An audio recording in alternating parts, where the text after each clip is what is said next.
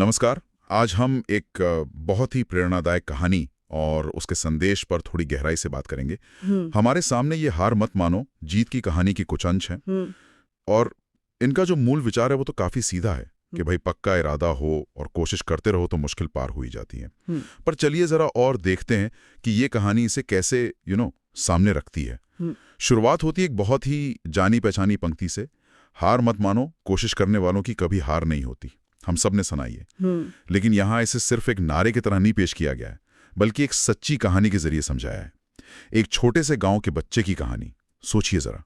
एक बच्चा जिसके पास पहनने को चप्पलें नहीं है, ठीक से किताबें भी शायद पूरी नहीं है, और ऊपर से लोग ताने मार रहे हैं, मजाक उड़ा रहे हैं कि अरे इससे क्या होगा, ये कुछ नहीं कर पाएगा। ये हालात तो किसी का भी हौसला तोड़ सकते हैं ना। और फिर पता चलता है कि ये बच्चा रोज कई किलोमीटर पैदल चलकर स्कूल जाता था। आसान तो बिल्कुल नहीं रहा होगा। बिल्कुल भी नहीं। पर उसने, जैसा कहानी कहती है, हिम्मत नहीं हारी, बस पढ़ता रहा, लगा रहा।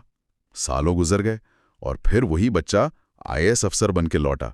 सोचिए उस गांव में कैसा माहौल होगा, तिरंगे के साथ स्वागत हुआ उसका। तो सवाल उठता है, ऐसा क्या था उसमें? कहानी कहती है उसने कोशिश करना नहीं छोड़ा। ये कहानी सुनने में तो बहुत असरदार है, पर क्या इसमें सिर्फ मेहनत की बात है या कुछ और भी छुपा है? मेहनत तो है ही, जाहिर है, पर कहानी का इशारा शायद थोड़ा और गहरा है।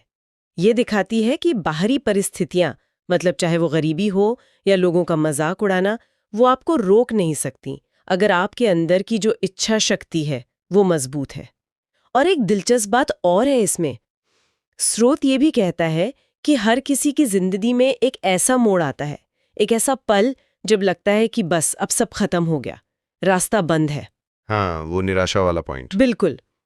पर वो कहते हैं असली संघर्ष शायद वहीं से शुरू होता है, उस निराशा के बिंदु से, जब आप तय करते हैं कि नहीं, अभी नहीं। हाँ, सही कहा। मतलब जब सब कुछ आपके खिलाफ लग रहा हो तब भी टिके रहना, वही असली चुनौती है। और ये सिर्फ आम लोगों की बात नहीं है ना।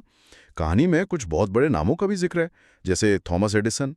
बल्ब बनाने से पहले हजार बार नाकाम हुए वो। ये सोचना भी अजीब लगता है कि इतनी बार फेल होने के बाद भी कोई कैसे लगा रह सकता है।